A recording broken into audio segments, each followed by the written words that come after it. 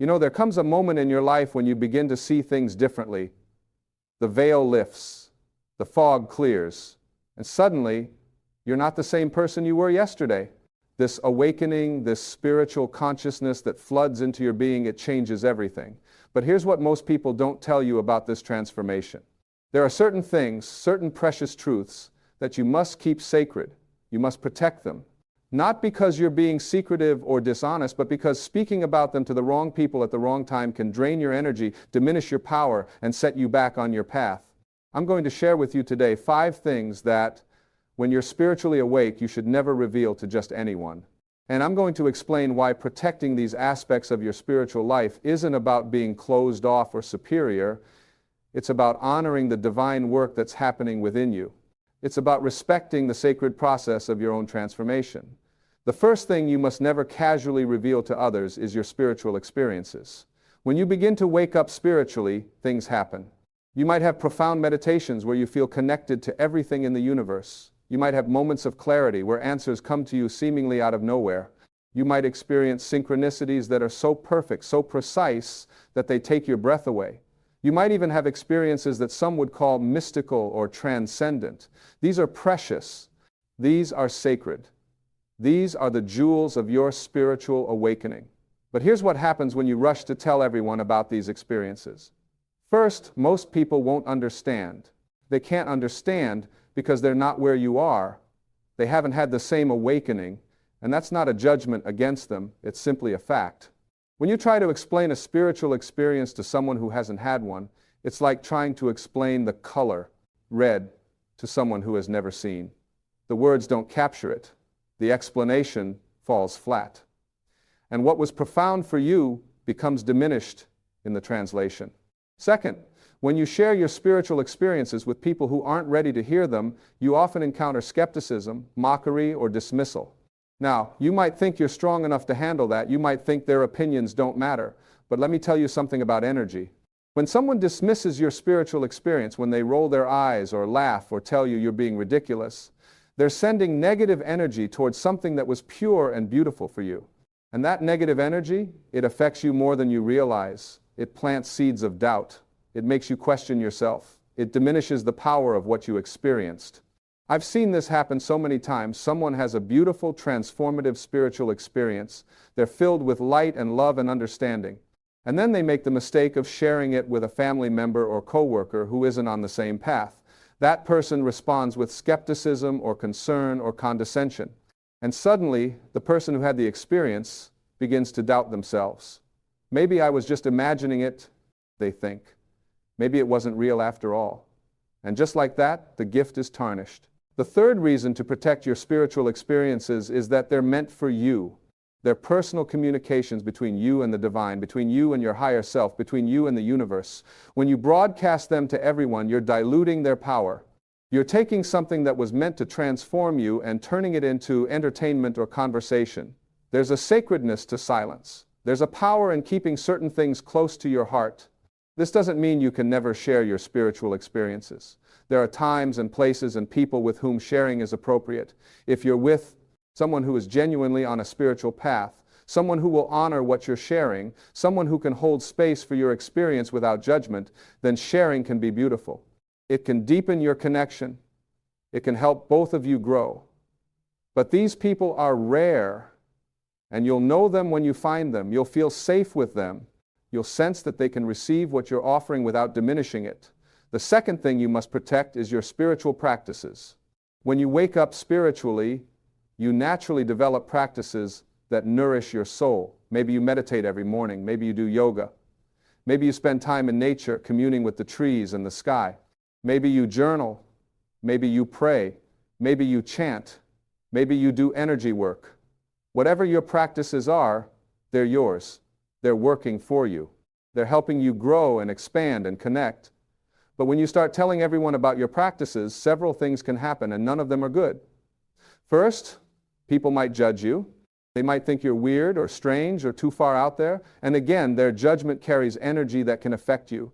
It can make you self-conscious about your practices. It can make you feel like you need to defend or explain yourself. And that's a distraction from the work itself. Second, People might try to talk you out of your practices. They might say, that's a waste of time, or you could be doing something more productive, or I don't see how sitting still and breathing is helping anybody. And if you're not firmly rooted in your practices, if you haven't yet experienced their full power, these voices can sway you. They can make you doubt. They can make you quit before you've really given yourself a chance to transform. Third, when you talk too much about your spiritual practices, you're using the energy that should be going into the practices themselves. There's only so much energy available to you at any given time. When you spend that energy talking about meditation, you're not meditating. When you spend that energy explaining your practice to skeptics, you're not doing the practice. It's like someone who talks about writing a book but never actually writes. All the energy goes into the talking and none goes into the doing. I remember meeting someone years ago who spent hours telling everyone about their meditation practice. They would go on and on about the techniques they were learning, the insights they were having, the changes they were making. But when I asked them how often they actually meditated, they admitted it was only a few minutes here and there. All their energy was going into talking about meditation, not into actually meditating. Don't be that person. Do the work in silence. Let the results speak for themselves. The third thing you must never reveal carelessly is your spiritual goals and aspirations. When you wake up spiritually, you begin to have different goals than you had before. Maybe you want to become more loving. Maybe you want to transcend your ego. Maybe you want to live in a state of constant peace. Maybe you want to serve others from a place of pure compassion. Maybe you want to raise your consciousness to the point where you're living in alignment with divine will. These are beautiful goals. These are worthy aspirations. But here's the problem with sharing them prematurely. When you tell people about your spiritual goals before you've achieved them, you're opening yourself up to their doubt, their skepticism, and their projections. Most people are so locked into the ego's way of thinking that they can't even conceive of the goals you're setting for yourself. They can't imagine living without anger because they're angry every day. They can't imagine transcending fear because they're ruled by fear. They can't imagine putting others before themselves because they're completely self-focused. So when you tell them your spiritual goals, they respond from their limitations, not from your possibilities. They say things like, that's impossible, or that's not realistic, or you're setting yourself up for disappointment. And these words, even if you consciously dismiss them, seep into your subconscious. They create resistance, they create doubt, they make your path harder than it needs to be. There's also another danger in sharing your spiritual goals too early. The ego loves recognition, it loves praise, it loves being seen as special or evolved or enlightened. And when you tell people about your spiritual goals and they respond with admiration or interest, your ego gets fed. And here's the tricky part, that ego gratification can actually become a substitute for doing the real work. You get the good feelings from people thinking you're spiritual without actually having to do the hard work of transformation. I've watched this happen so many times. Someone announces to everyone that they're on a spiritual path. People are impressed. They say, wow, that's amazing, you're so enlightened. And the person basks in that recognition, but they never actually do the work. They never actually face their shadows. They never actually transform. They just keep talking about their spiritual goals while living exactly the same way they always have. Keep your spiritual goals to yourself. Work on them in silence. Transform in private. And when people notice the changes in you, when they see that you're more peaceful, more loving, more centered, more joyful, then you'll know the work is real. You won't need to announce it. Your presence will announce it for you. The fourth thing you must protect is your spiritual knowledge and insights. As you wake up, you begin to understand things you didn't understand before. You see patterns, you recognize truths, you grasp concepts that used to confuse you. This knowledge is precious. It's hard-won. You've earned it through your practice, through your dedication, through your willingness to look within and do the work. But here's what you need to understand about spiritual knowledge. It's experiential. It's not something you can simply transfer to another person through words. You can tell someone about a spiritual truth, but unless they've had the experience that reveals that truth to them, your words are just concepts. They're just ideas. They don't have the power to transform. When you share your spiritual insights with people who haven't done the work to receive them, several things happen. First, they often misunderstand. They take your words and filter them through their own limited understanding, and they come away with something completely different than what you meant.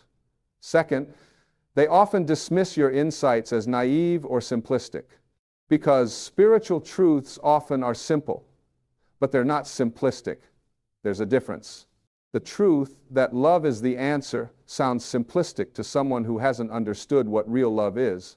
But to someone who has experienced divine love, who has felt the transformative power of true compassion, those words carry the weight of the universe.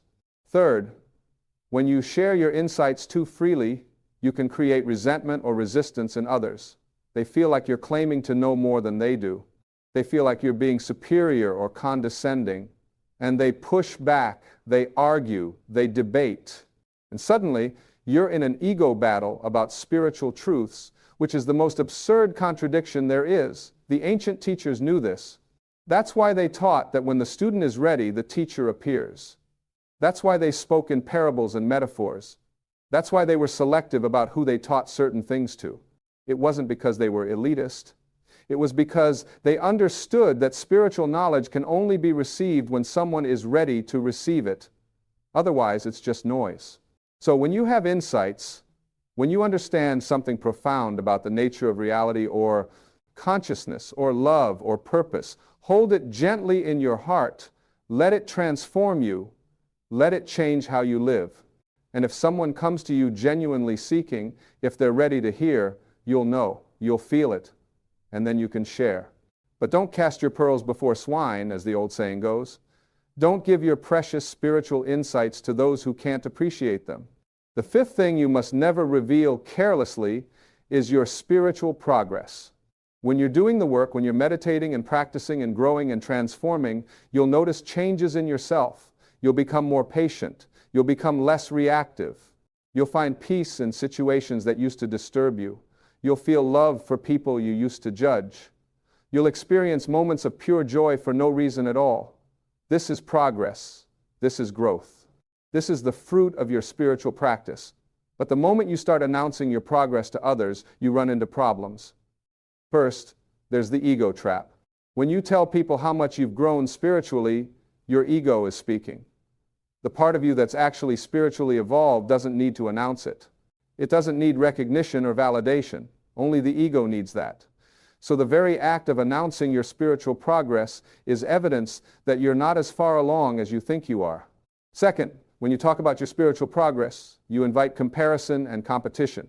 Someone might say, well, I've been meditating for 20 years, as if spiritual growth is a contest.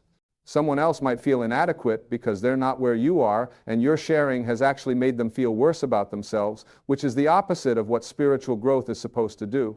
Or someone might point out areas where you're still struggling, trying to bring you down a notch, and suddenly you're defending yourself and getting into conflict, which again shows that you're not as evolved as you were claiming to be. Third, announcing your spiritual progress can create expectations.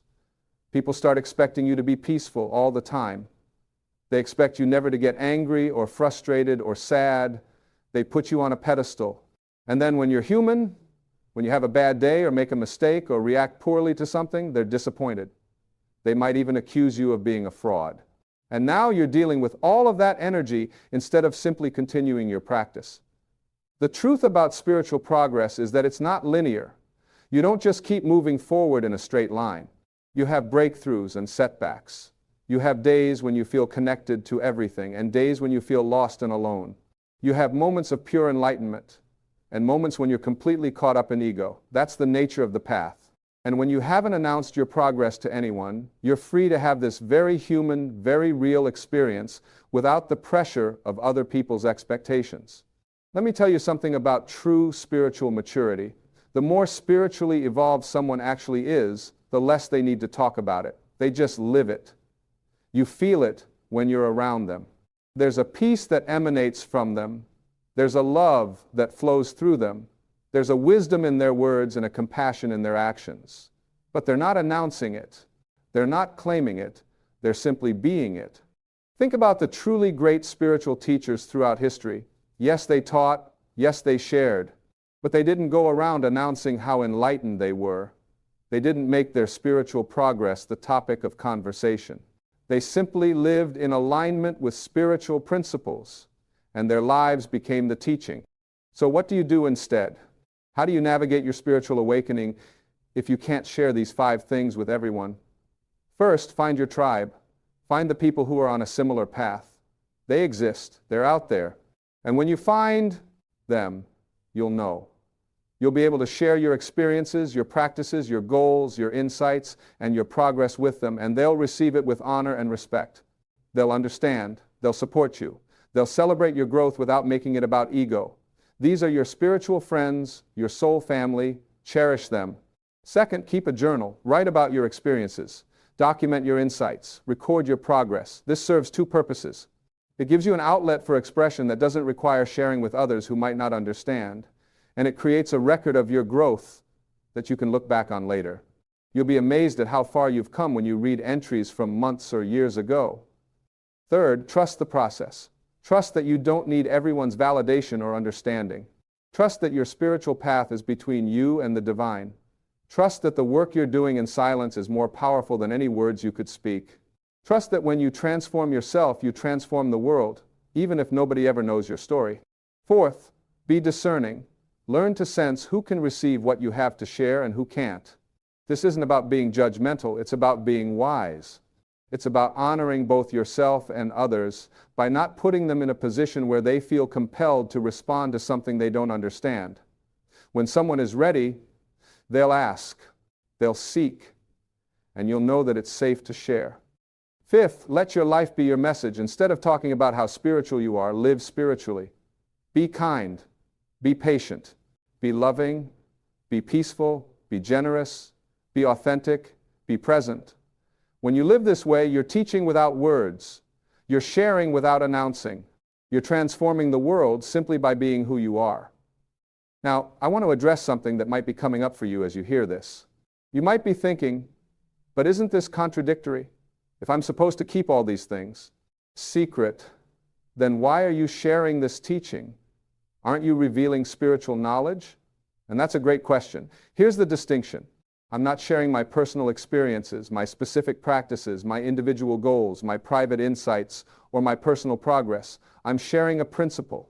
I'm sharing a framework that can help you navigate your own spiritual awakening. And I'm sharing it in a space where people have chosen to listen, where they're seeking this kind of guidance. There's a difference between teaching spiritual principles and broadcasting your personal spiritual life.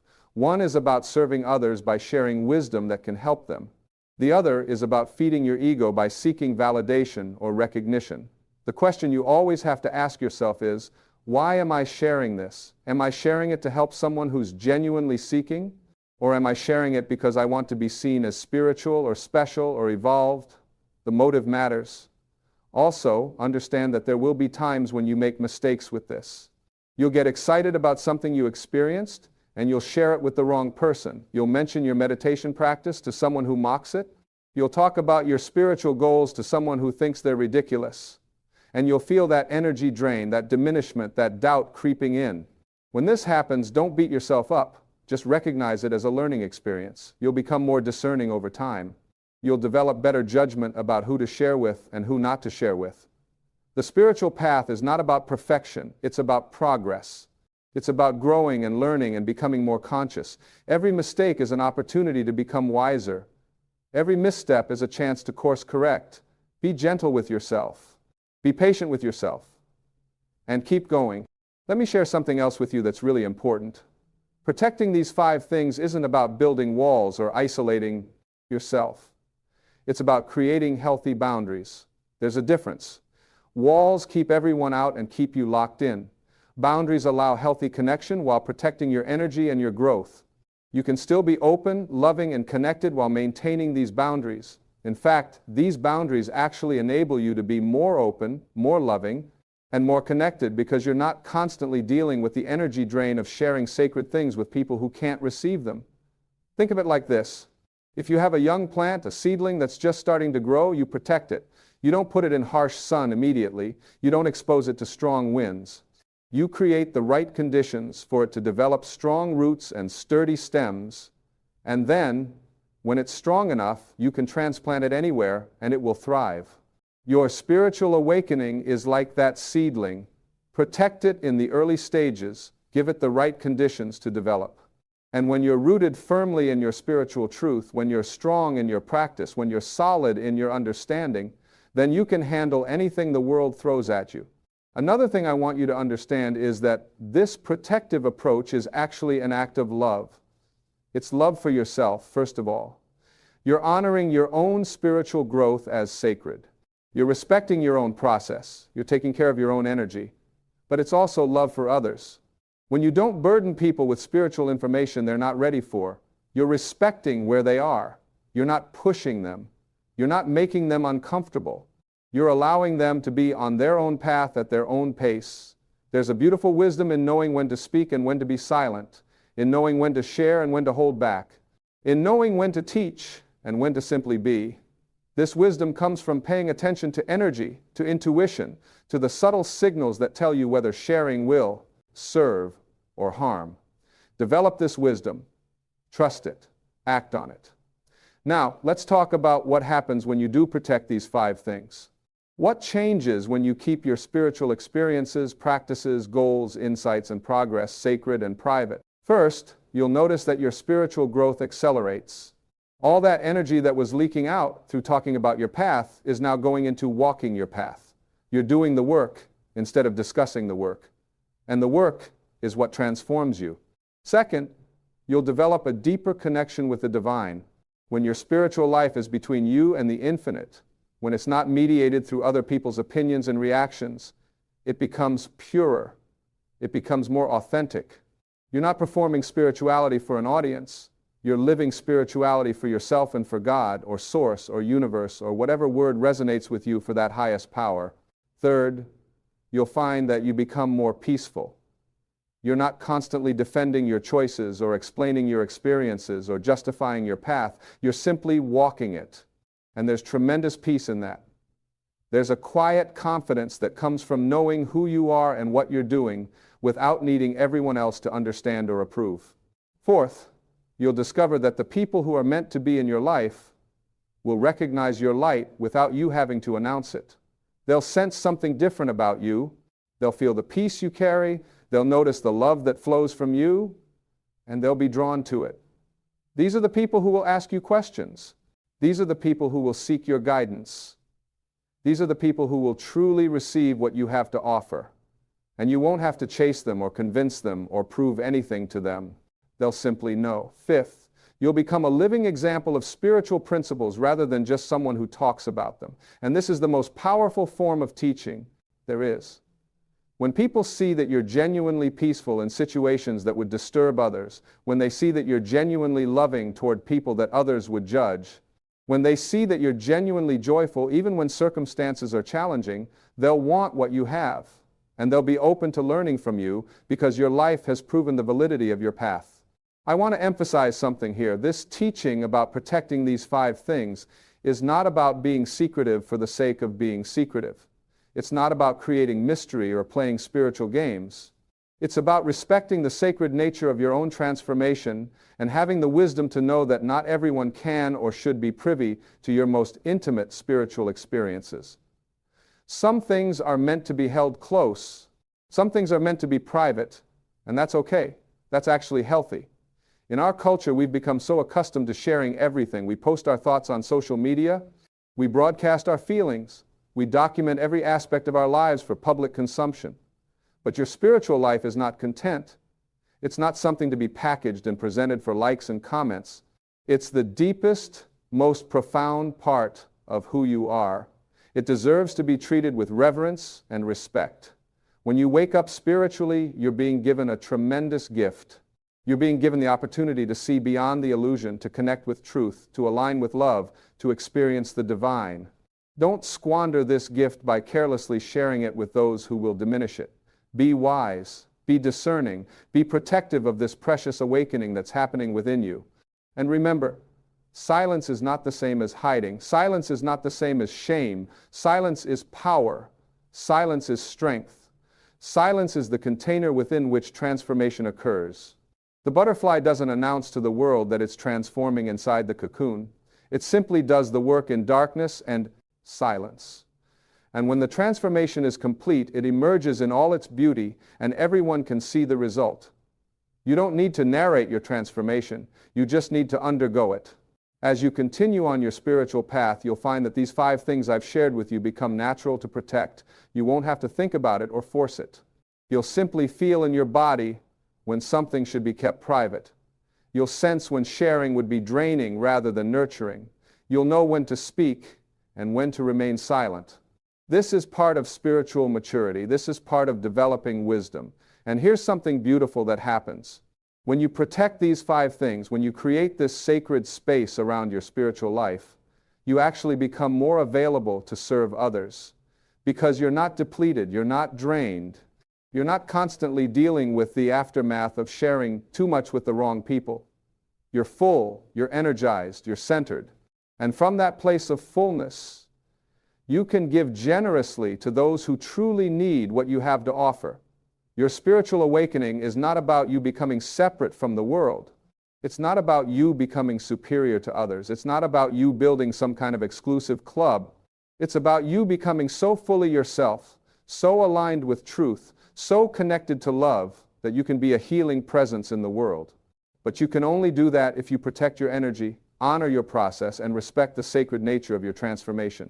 So today, I'm asking you to make a commitment to yourself. Commit to protecting your spiritual experiences. Commit to keeping your practices private. Commit to holding your spiritual goals close to your heart.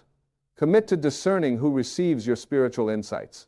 Commit to letting your life speak louder than your words about your spiritual progress. This commitment is not a burden. It's a gift you're giving yourself. It's a way of honoring the divine work that's happening within you. And as you make this commitment, trust that you're not alone on this path. There are many others who are awakening just like you. There are many others who understand the importance of protecting what's sacred. There are many others who are doing the work in silence, transforming themselves, and by extension, transforming the world. You're part of a great awakening that's happening on this planet. You're part of a shift in consciousness that's lifting humanity to a higher level. And your contribution to that shift is not about how much you talk about your spirituality, it's about how fully you live it. So keep your sacred things sacred. Walk your path with quiet confidence. Do your work with dedication and love. And trust that the universe sees you, knows you, and is supporting you every step of the way. You don't need anyone else's validation. You don't need anyone else's understanding. You need only your own commitment to truth, your own dedication to growth, and your own willingness to keep showing up for the work. The 5 things I've shared with you today are not rules, they're guidelines. They're wisdom that's been proven through experience, through observation, through seeing what happens when people protect their spiritual life and what happens when they don't. Take this wisdom and apply it to your own life. See how it feels. Notice what changes. And adjust as needed based on your own experience. Remember, the goal of spiritual awakening is not to become someone who talks about spirituality. The goal is to become someone who lives it so fully that words become unnecessary. The goal is to become a presence of peace in a chaotic world. The goal is to become a channel of love in a fearful world. The goal is to become a light in the darkness. And you can only do that when you protect the flame, when you shield it from the winds that would blow it out, when you give it the space and time and care it needs to grow strong. So go forward from here with this new understanding. Go forward with the wisdom to protect what's sacred. Go forward with the confidence that comes from knowing you're on the right path. Go forward with the peace that comes from not needing everyone to understand or approve. And most of all, go forward with love. Love for yourself, love for your path, love for the divine, and love for all beings everywhere. Your spiritual awakening is the most important thing happening in your life right now. Treat it as such. Honor it, protect it, nurture it, and watch as it transforms not just you, but everything and everyone you touch. This is your time. This is your awakening. Make it sacred, make it powerful, make it real. And remember, you don't have to tell anyone about it for it to change everything.